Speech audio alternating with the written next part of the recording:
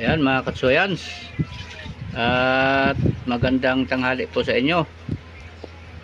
Gagawa tayo ngayon ng ng ulam, kakaibang ulam. Pwede siyang dessert, pwede siyang ulam. Maiba naman tayo, sawa na tayo sa mga karne mga katsuyans. Okay, sana yung subaybayan. Magandang tanghali po dyan sa Luzon, Visayas at Mindanao.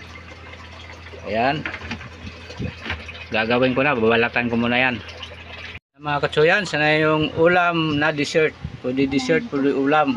Ayun o, yan ang panglahok, konti lang naman panlahok yan.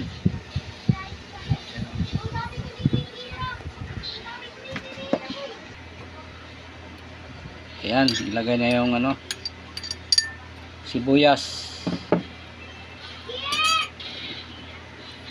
tapos kamatis. Ayan. Oh, masarap na tingnan oh. Tapos paminta na durog oh. Durog.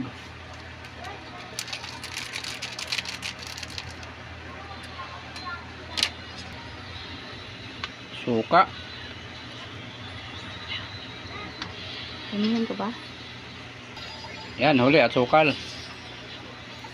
Ubos mo na siguro yan.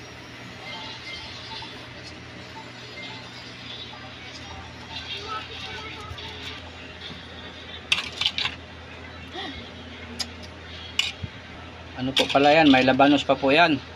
Yan o, kulay puti. Labanos. Yan, pinakahuli. Asin.